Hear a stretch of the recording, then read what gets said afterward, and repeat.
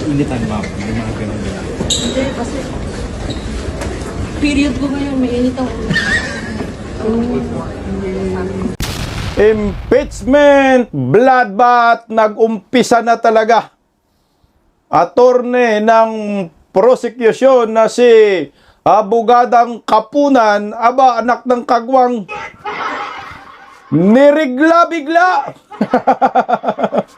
dahil sa tensyon sa nangyayaring pre-trial conference kagahapon. Pangalan pa lang patapon na Kapunan, tapunan. Nirigla siguro dahil sa magagaling na abogado at abogada ni Vice President Inday Sara Duterte. Speaking of Inday Sara, handang-handa na ho talaga si Inday sa laban dyan sa impeachment court. Nagpagupit, new look her. Nako, inggit na naman si Baki dito. Speaking of komosyon and tensyon, anak ng kamuti, umiinit po ngayon ang palitan ng mga maaanghang na salita sa pagitan ni Kong Pulong Duterte at John Vic Remulla alias Asu. Dahil sinabihan po ni Remulla na sabog umano si Kong Pulong sa pagsisiwala tungkol sa ICC warrant laban kay Senator Bongo. Gumanti naman ho si Kong Pulong Duterte kay John Vic Remulla. Ang sabi ni Kong Pulong, ikaw ang sabog. Magandang tanghali po sa ating lahat. Palike po muna, pa-share, pa-subscribe at pakipindot po ang inyong mga notification bell para lagi po kayong updated sa ating mga video. Pagkatapos nga po mag-change ng leadership nakaraang araw dyan sa Senado, kasunod naman po ang pre-trial conference patungkol po dito sa impeachment laban kay Vice President Inday Sara Duterte. Nagkaroon po umano ng tensyon sa magkabilang kampo, defense versus prosecution. At hindi naman po nagpaawat ang naturang mga abogado ni Inday Sara at siyempre lumaban.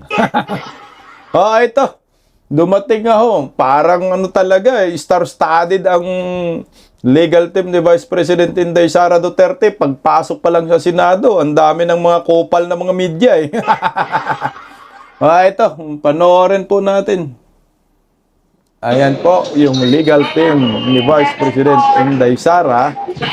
Kasama po si Michael Pua, Narbasa Porto, Narbasa Salazar, law firm. So, may dalang mga balita. Yan ang tunay na balita. Pero ang dala yan, mga dokumento, mga ebidensya, depensa para kay Vice President Inday Sara. Laban naman sa mga buhaya. Tragis, gandang laban po ito, kabang-abang po yung impeachment trial. Dasal lang po tayo na hindi mamikos-mikos ni Palaka.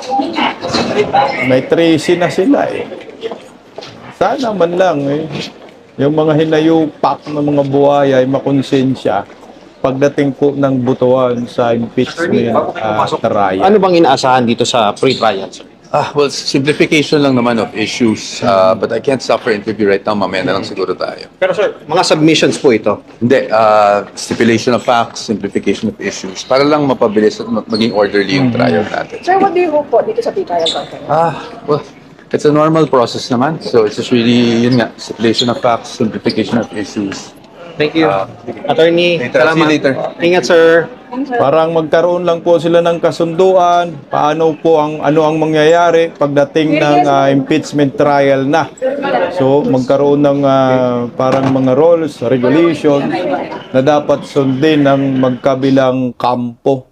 Kaya siguro nagkaroon ng issue at meron umanong tensyon na nangyayari sa pagitan ng dalawang kampo. Kampo ng mga buhaya at kampo ni Vice President Inday Sara na inaakusahan ng anak ng kagwang. Confidential funds lang po ang umpisa dyan na ino-audit na po. Wala naman tayong problema dyan kasi ako sa akin na mas maganda po mag-trial na para matapos na ang mga akusasyon labang kay Inday Sara kasi korupsyon ang paratang kay Inday Sara. Alam naman na po natin, kumpiyansa po tayo kay Vice President Inday Sara na walang korupsyon sa kanyang departamento, dati sa DepEd at ito naman sa Office of the Vice President. Dahil ang korupsyon nasa Team Palacio de Polvoron, mga hinayupa. Yung trilyon-trilyon, no? Kala nyo, makakalimutan namin yan? Hindi, oy! Puta, barangin namin kayo. Pagkatapos po ng pre-trial conference dyan sa impeachment labang kay Vice President Inday Sara, nag-update nga ho, no, si Michael Pua at may niregla. Kapunan! At may napabalita ang may tensyon dyan sa nangyayaring pre-trial conference. So, narito, lumabas po yung bisugo. Putangin na, mukha ni Kapunan, patapon ng buhay, ah. Ito po yung private lawyer, no, ng mga team buhay at malita dyan sa Kongreso. Si Kapunan, biglang niregla. Panoorin natin. Initan, ma'am. May mga ganun. Hindi, kasi period ko ngayon, mainit ang ulo.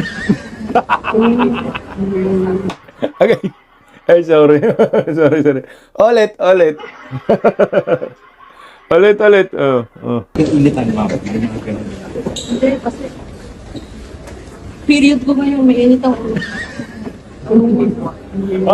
Legit, ha? Biglang niregla. Legit yung caption natin. Pero matindi yung birada ng isang yung yung FB page ng balita ngayon eh. Kapunan, niregla. Dahil sa tensyon sa pre-trial conference. Reglahin ka talaga kasi may regla pa ba yan? Ang inumin talaga naman ikaw, Kapunan. Ilang taon na ba yung si Kapunan? Wala nang regla ho yan. Minupos na yan. Baka sa ilong dumaan or sa witpacks. Tawag yan sinunggo sa amin ba? Sunggo, hindi kinaya yung mga pangyayari kaya nasunggo, labas yung dugo sa labas yung dugo sa ilong. Tama nga, labas yung dugo sa ilong. Magaling din kasi mga abogado ni Vice President Inday Sara Duterte. Ito po, kasi nagkaroon ng issue, nilinaw po ni Michael Pua. Normal po daw yan, yung mga ganyang sagutan. Pero hindi naman talaga totally commotion. So, siyempre, kailangan dumipinsa, kailangan ikaw abogado ka, kailangan alam mo kung ano ang gusto mong gawin at papabor ka ba sa mga pangyayari dahil siyempre kailangan kang dumipinsa. Ito, pakinggan natin yung sinabi ni Michael Pua. Kanina kasi we decided, we'll just stick with the list of witnesses of both sides naman. Wala na kaming mga nilabas na objections or anything. Ilan po yun, sir? Yung both sides? I think sa Mali yung na-play ito. lumalabas nga sa online na may nagka-tension or something, no? So, I just want to make it clear na normal naman na syempre may arguments on both sides, pero hindi naman natin masasabing tension na talaga yon. It was really, it's normal in any pre-trial, even in hindi lang sa impeachment, pero sa mga regular na mga kaso, normal naman yung mga ganung bagay. Wala namang personalan yan, trabaho lang. In fact, nag-uusap pa nga kami ng prosecution, di ba? So, wala naman po tayong naging nakitang problema.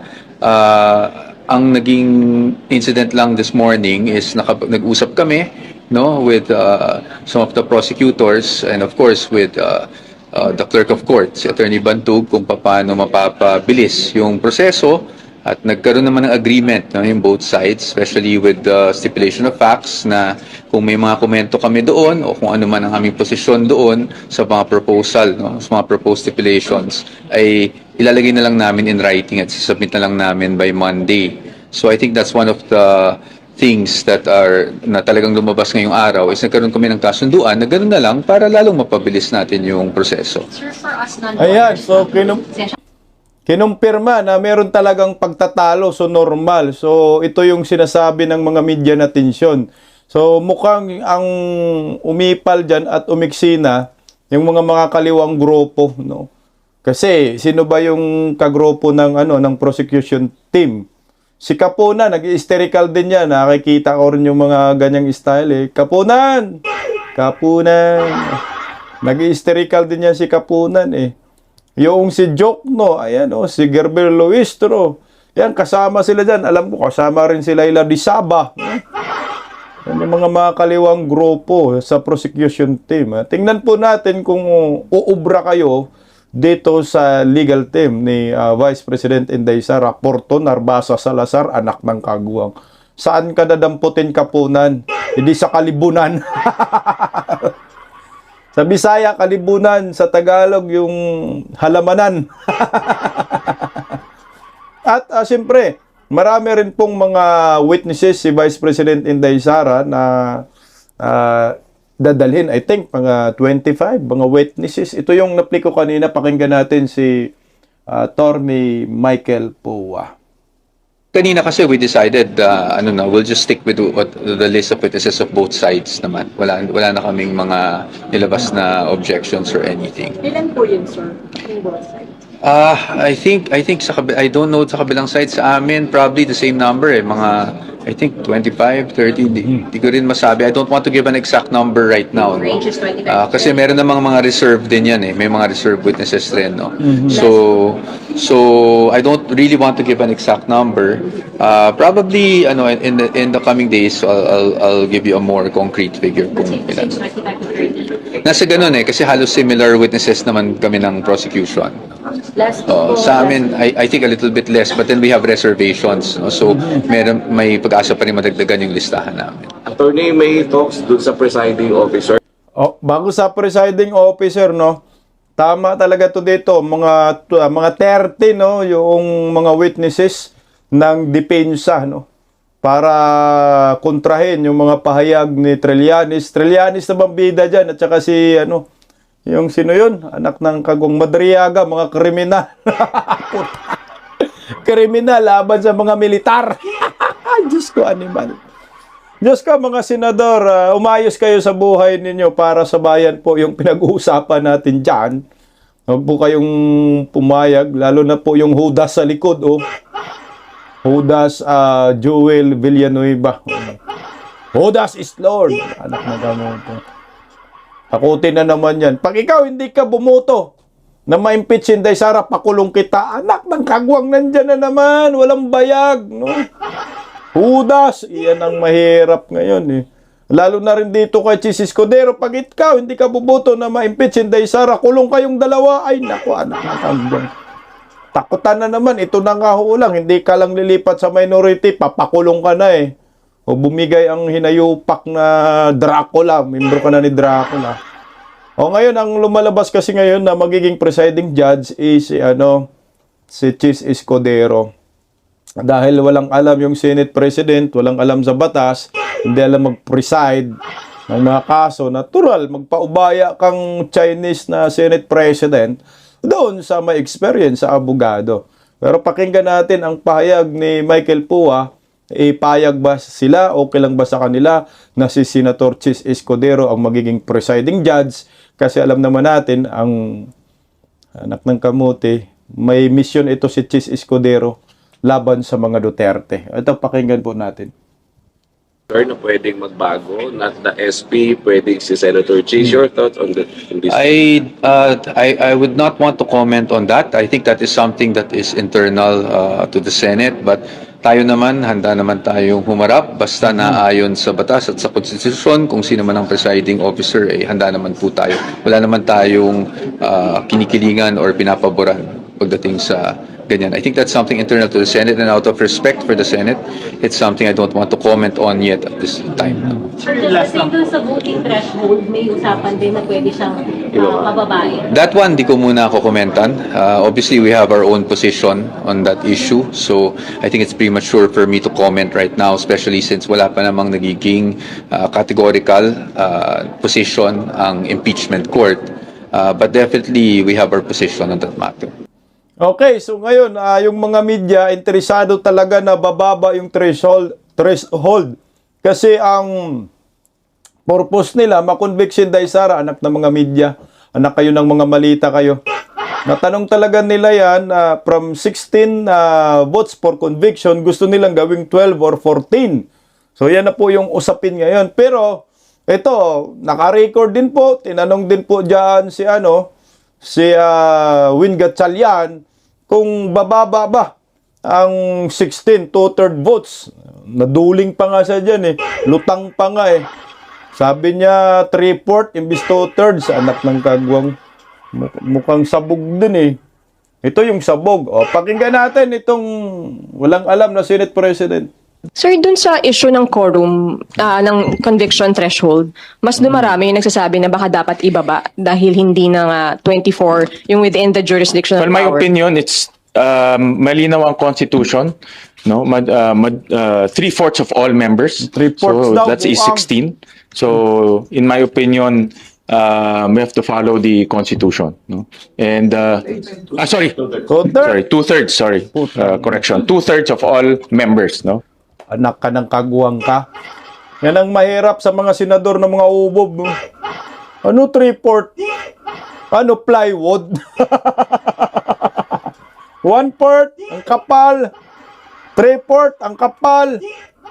Gusto. 2/3 sir, 2/3.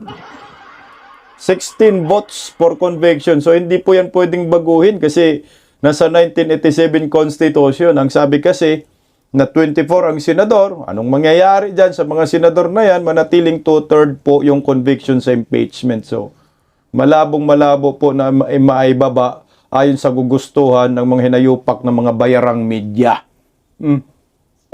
Very clear ang constitution dyan. Pero pag-uusapan nyo yan, sir.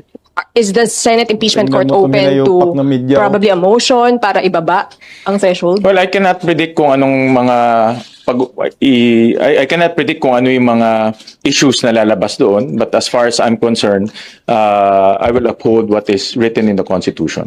Huwag po tayong magpadaya dito sa mga bayarang mga media. Kaya pag sinabihan kayo ni Marcolita, mga bayaran kayo, hayan, magsiiyakan kayo. Totoo naman mga bayaran. Huwag po tayo magpadala sa mind conditioning na pwedeng ibaba yung threshold from 16 to 14 or 12. Kasi yun po yung lumalabas, 14 or 12. Sa Constitution po, hindi pwede pong babaguhin po yung batas sa 1987 Constitution na yung impeachable officers ay 2/3 votes ng Senado ang dapat kunin sa bilang ng senador. So, ilan bang senador? 24. So, 16 votes po yan. Po tayo maniwala dyan na wala daw sa jurisdiction of power itong mga senador. Hindi naman sila, kahit magkaroon ng expulsion, manatili pa rin na 2/3 votes po yung impeachment. Kahit wala namang sinabi doon sa batas, pag magkaroon ng expulsion or matanggal yung isang miyembro ng Senado, ay bababa ang threshold po doon sa bilang. Walang ganun At pag-usapan din po natin yung presiding na sinabi na po kanina ni Michael po, wala naman po silang problema. Kahit sino po yung magiging presiding judge, presiding officer, handang-handa po sila. Actually, handa naman talaga ang team ni Vice President Inday Sara dahil alam naman nila ang mga akusasyon lang, confidential funds, ang intel funds.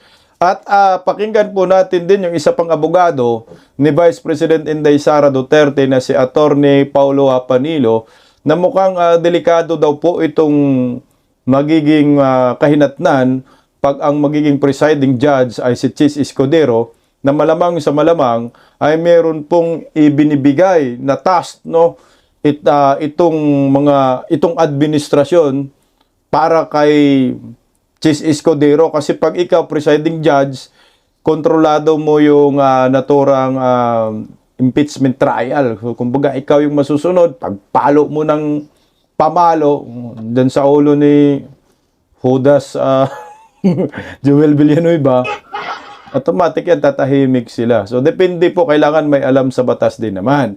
Sana hindi po magiging bias itong si Kiso de Bula, pero wala Mukhang kasama na po ito sa kontrata, mantakin mo. Pagkatapos nga ho nila magsilipatan dyan, nabigay na agad, nagkaroon na agad ng issue na magiging presiding judge itong si Chis Escudero. Mukhang kasama sa kontrata para hindi siya makasuhan. Pakinggan natin si Attorney Paulo Panilo patungkol po dyan. Narito.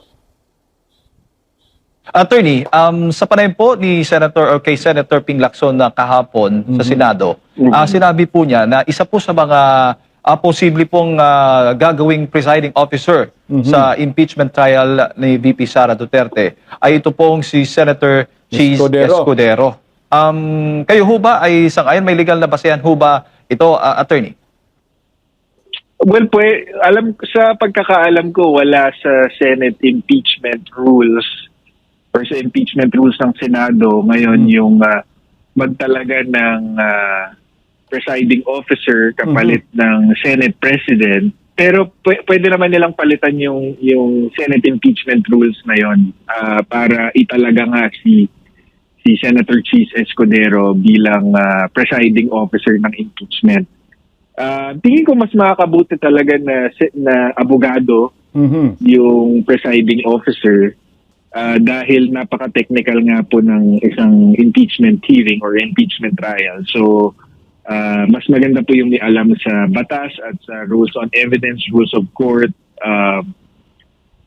isang nag-aaral ng abogosya na mag-preside dito sa impeachment trial. Pero whether, alam niyo po, syempre, nag-obserba din po tayo, tapos alam naman po natin na lumipat si Senator Chis Escudero mula sa minority to the new majority.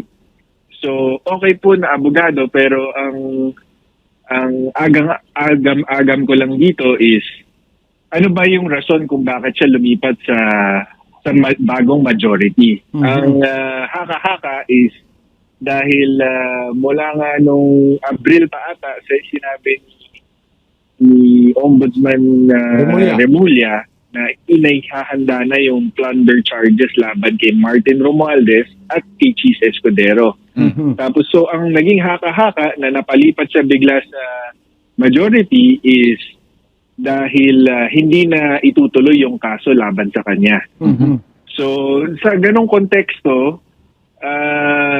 baka hindi maging patas itong si Senator Chis Escudero bilang presiding officer. Maganda na abogado siya, may alam siya, pero kung hindi siya magiging patas dahil merong kapalit yung paglipat niya sa mayorya, malamang hindi rin siya gagawa ng hakbang na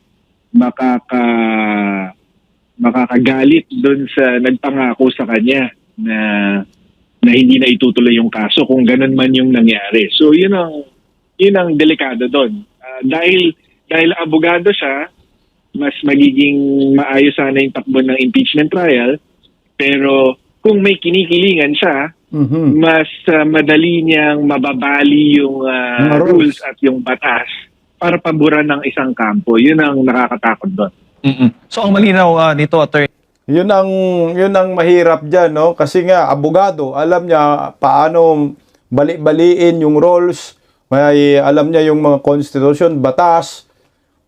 Kaya niya talagang baliin, sabi ni Paulo. Yan ang mahirap diyan kasi alam naman natin si Chis Escudero lumipat diyan dahil takot makulong, takot makasuhan. So yung mga kaso laban sa kanya, yung 3 na basura na. So 5 daw yung kaso niya, 2 na lang.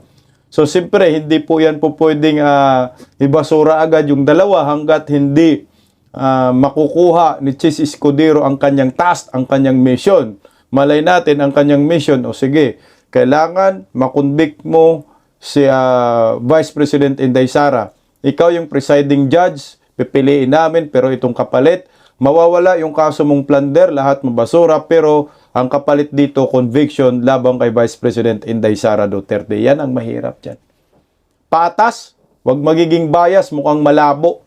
Dahil ang direksyon po nila ngayon ay ipin down si Inday. Yung Blue Ribbon, wala na yan. Kumbaga makalimutan na natin yan kasi kontrolado na nila yung Senate leadership. Wala na, maghihintay na lang tayo sa wala. So, titingnan natin kung anong magiging kahinatnan ni Chis Escudero kasi naalala po natin noong 19th Congress sa po yung Senate President, talagang hindi nila pinurso yung impeachment labang kay Inday Sara. No, baka ito matatakot din sila pagdating sa 2028. Yung mga yan, siyempre, mga swapang yan sa mga kapangyarihan. Sana isipin din nila yung galit ng mamamayan. Magtimbang-timbang ba? Pero sa tingin ko, wala na. Hindi na po nila tinitimbang eh. Talagang nasa kampo na sila ng mga kawatan. Joel Villanueva at saka si Chis Escudero, nakapag-desisyon na talaga sila. Kasi kung tinimbang nila, no, marunong sila tumingin, hindi na po sana sila lumipat. So talagang nagpasakop na sila. Wala na tayong aasahan sa dalawang hudas na ito. Attorney, bago sila talaga na isang bagong presiding officer, dahil sa kasalukuyan, ang alam natin, ang Senate President lamang ang nakasaad na siyang ituturing na bilang presiding officer. Pero kung may resolusyon, kung hindi ako meron na nga, kasi kamakailan lamang si Senator Mig Zubiri, merong resolusyon yun eh. Yun yung punto doong kanyang resolusyon na hindi lamang si Senate President ang pwede pong mag-presiding officer, kundi maging sino po sa mga senador, basta may majority votes po, ay po pwede po maging presiding officer sa impeachment trial. So kailangan munang baguhin ang rules na yan ng Senate Impeachment Court o ng Senado lang mismo, attorney? Kailangan ba sila mag-convene as Senate Impeachment Court para pagbotohan po yung yung pag-amyenda ng rules po nila? Hindi ko masagot 'yan ng with certainty, Jade. Pero kailangan nila magbotohan. Kailangan nilang magbotohan, kailangan nila palitan yung rules. Hindi lang ako sigurado if kailangan nilang palitan ito bilang Senate Impeachment Court or bilang sa plenaryo, bilang Senado. Tingin ko siguro sa Senado lang kasi ang nag-approve ng Senate Impeachment Rules hindi naman yung Senate Impeachment Court kundi yung Senado mismo. Opo. So, yeah. But ang malinaw is kailangan muna nilang palitan yung rules or at italaga si Senator Chis Escudero bago siya pwedeng mag-preside over the impeachment. Attorney Paulo, dudugtong lang ako. Sasagutin ko yung tanong ni Jed Calabroso. Galing po ito sa abogado rin, no? Senador, si Senador Rodante Marcolita. Ang sabi ni Senador Rodante Marcolita, para mapalitan nila yung presiding judge, ay kailangan muna mag-convene yung impeachment court. So pag-convene ng impeachment court, magbutuhan sila kung papayag ba sila na itong taong ito ay magiging presiding judge. So ngayon, makakuha pa rin dapat ng majority votes pa rin. Siguro 13 pa rin ang kukunin nila para mailuklok yung gusto nilang presiding judge. Ayon po yan kay Senador Rodante Marcolita. So ito naman, marami naman din nagtatanong, so kailangan bang humarap si Vice President Inday Sara at haharap ba si Vice President Inday Sara sa impeachment trial? Narito po yung sagot ni Attorney Michael Poa. Sa atin naman, kung aparat kong sinasabi dyan, kung kinakailangan, no? But sa ngayon, hindi pa natin masasabi kung kailan yon, kung mangyayari yun, kung kailan yon. But really, ang communication natin kay VP is constant naman. No? Meron naman tayong open line with the Vice President. Pinag-uusapan namin lahat. In fact, after today, i-update ko rin siya dito sa nangyari today, no? Sa first day of pre-trial. Sir, yung so tuloy-tuloy naman yan. Okay. So depende daw kay Vice President Inday Sara, pero para sa akin lang para sa akin lang. Kasi binabato kasi si Inday Sara, hindi humaharap no sa impeachment doon sa impeachment hearing sa Kongreso, sa Committee on Justice. Kailangan harapin mo, Inday. Sabi ng mga kritiko ni Vice President Inday Sara Duterte. Sa akin, gusto kong humarap si Inday Sara para makita lang natin paano pagtitirisin ni Inday Sara itong mga hinayupak ng mga witness, lalo na si Madriaga at si Trililing Trillanes. Gusto ko po talagang humarap si Inday Sara dahil abogada man si Inday Sara, alam naman niya ang batas. So kailangan din ipakita ni Vice President Inday Sara na yung bloodbath talagang handang-handa siya.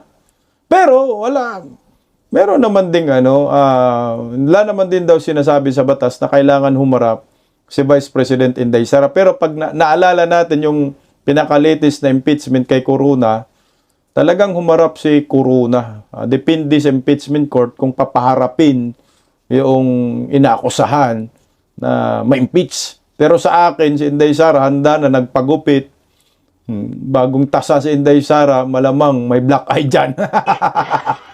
Okay po sa akin na haharap si Inday Sara, pero nasa kay Inday yan at saka sa legal team. O ito, pakinggan po natin itong si Attorney Panilo rin patungkol po dyan kung kailangan bang harap si Inday Sara. Kung kayo ang tatanungin, kailangan bang humarap si Vice President Inday Sara sa impeachment court or hindi? Ito, pakinggan po natin ang legal advice ni... Inaasahan ho ba natin, attorney, na dapat yung magkamilang kampo ay present, lalo na itong si Vice President Sara Duterte during the pre-trial? Ay, hindi naman po kailangan. Sa korte, sa ordinaryong korte, kailangan mag-appear nung mga principal parties dun sa pre-trial, except kung pwede naman po silang ma-representa kung may special power of attorney. Hindi ko po masyadong familiar yung rules ng Senate Impeachment Court kung required mag-appear yung akusado. Pero tingin ko pwede naman siyang hindi mag-attend basta meron siyang special power of attorney in favor of yung mga abogado niya. Opo. So malinaw, attorney, kasi maraming mga, alam mo naman, mga netizen, mga kababayan natin, iba-iba po yung kanilang mga iniisip, baga, ginawang closed door dahil mayroon bang itinatago, parang ganon. So, normal lamang ito na proseso para po sa isang kaso tulad ng impeachment case ni VP Sara Duterte. Tingin ko okay lang. Tingin ko walang objectionable about hindi sa publiko tong pre-trial. At saka madali namang kapag merong objection or hindi may napansin yung kahit sinong kampo na hindi magandang nangyari dun sa pre-trial, I'm sure irereklamo nila to or isasangguni naman nila to sa Senate Impeachment Court sa unang pagdinig sa July 6. Opo. So kung merong hindi patas na nangyari doon sa pre-trial, lalabas naman yan. Sa pre-trial naman kasi, wala namang ebidensyang pinapakita pa doon. Kumbaga nagkakaroon pa lang sila ng mga agreement, kasunduan, ano ba yung tamang proseso, at ano ba ang mangyayari pagdating sa impeachment trial na. Ayun yung pre-trial pa lang ho yun. So wala pang mga senator judge. So sa July 6 yung start ng pinakaunang hearing diyan sa impeachment court laban kay Vice President Inday Sara Duterte.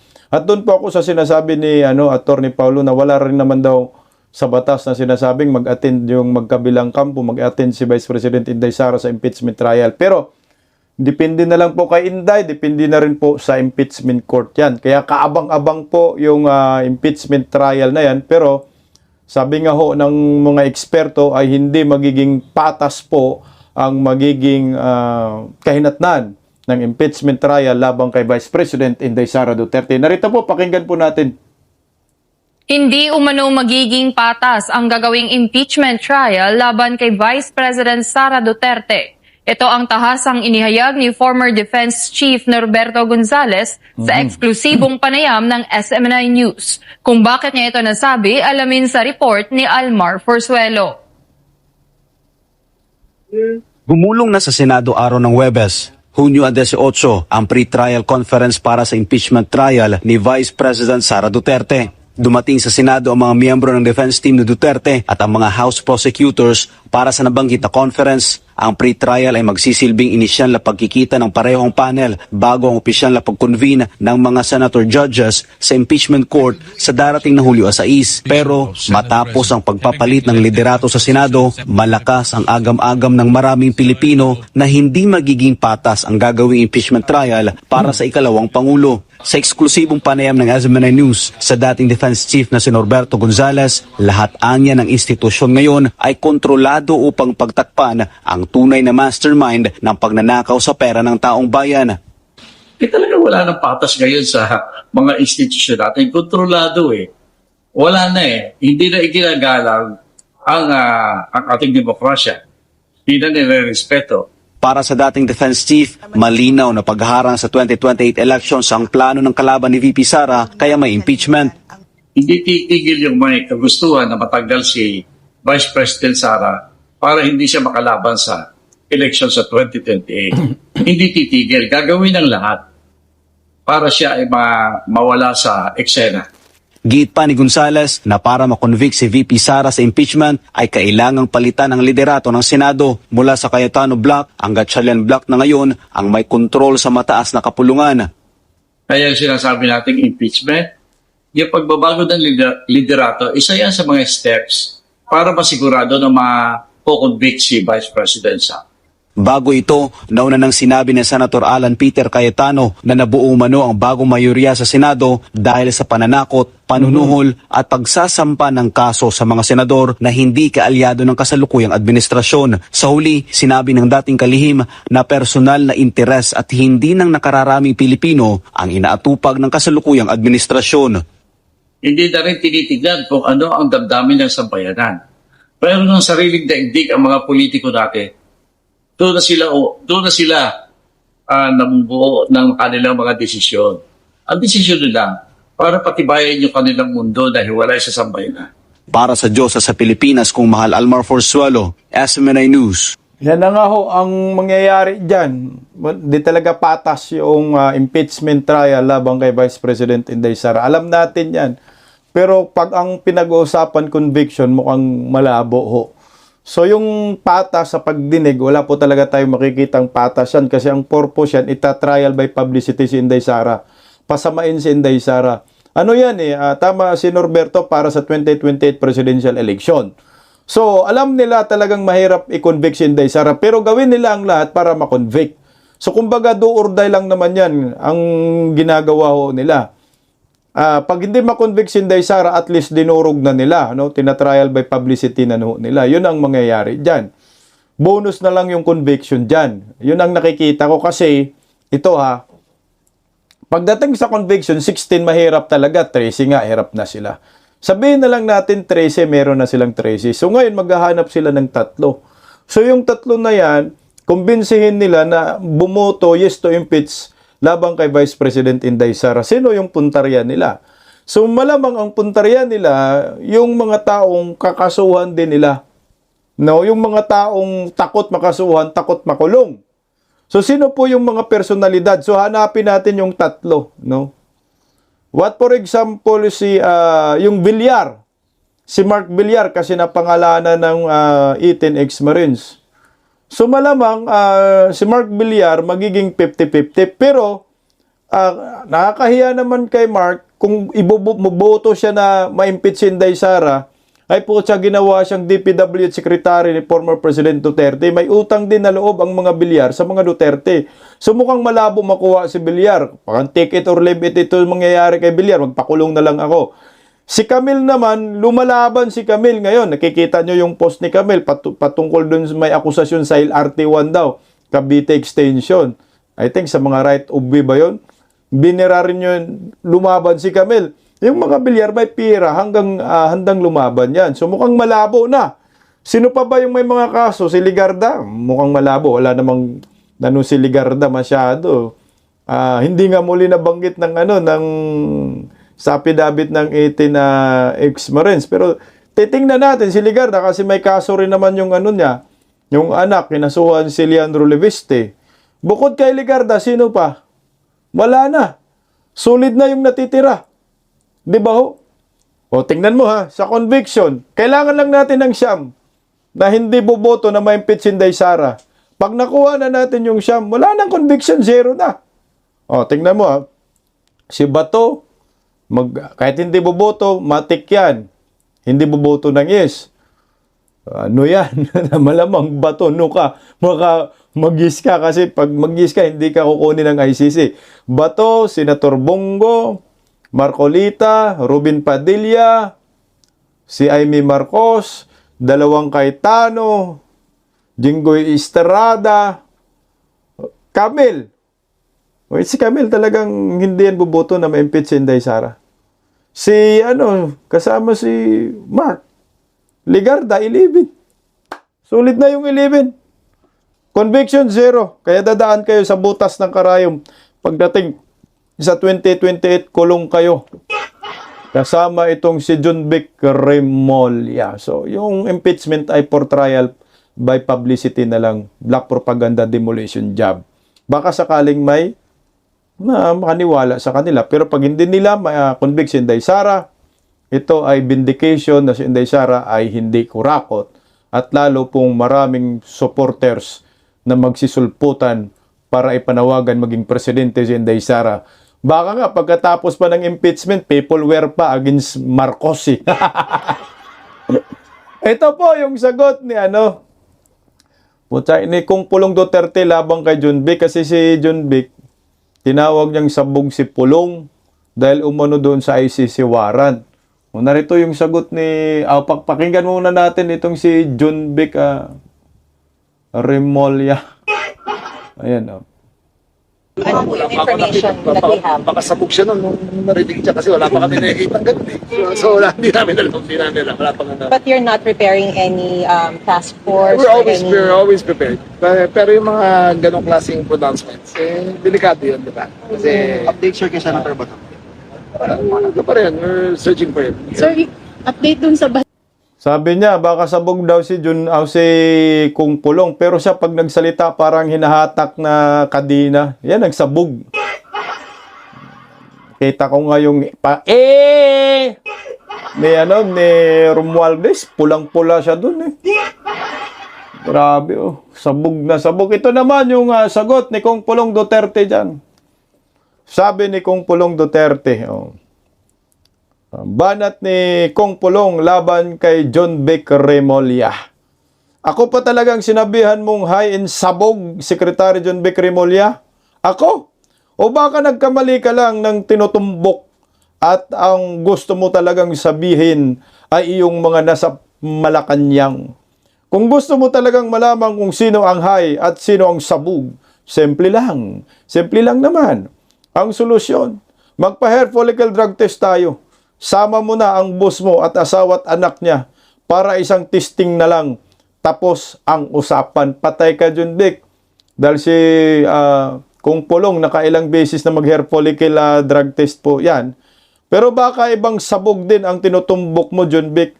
Baka yung sabog sa kapangyarihan, sabog sa korupsyon, sabog sa kayabangan, o sabog sa pagtuo, o sabog sa paniniwala na ang mga mamamayan ay hindi marunong tumingin kung sino ang nagtatrabaho at kung sino ang nagpapugi lamang sa kamera.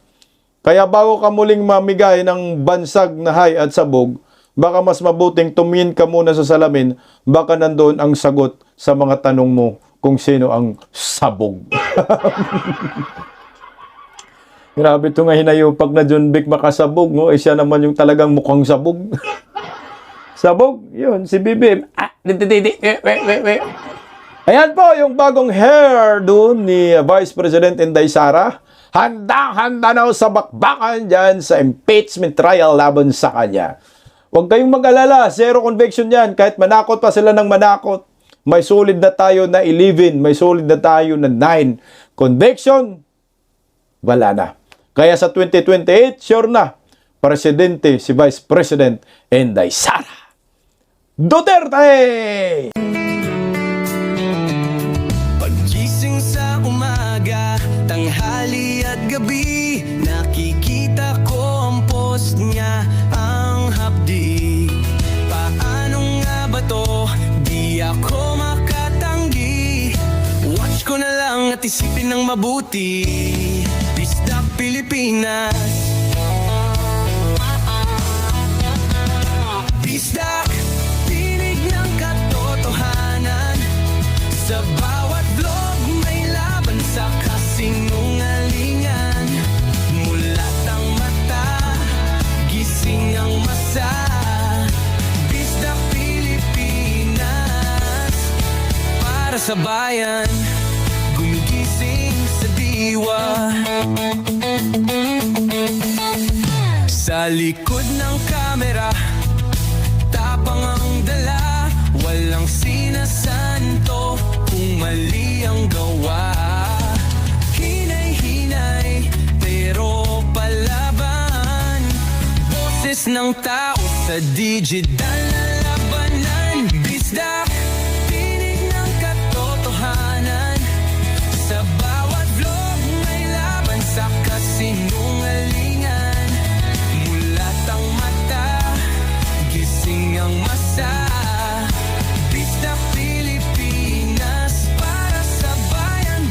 gising sa diwa.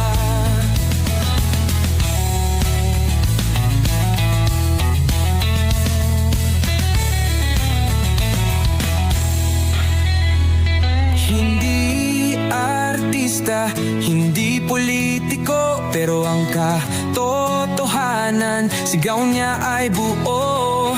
Sa YouTube o Facebook man siya makita, may aral ka pa rin, may uri sa bawat salita. Bisdak, gising sa katotohanan, di lang kwento, kundi panawagan sa bawat Pilipinong naghahanap ng liwanag. Bisdak Pilipinas, kasama sa pagbangon ng bayan. Bisdak Pilipinas, boses ng masa, gising ang diwa. Sa vlog mo, may pag-asa.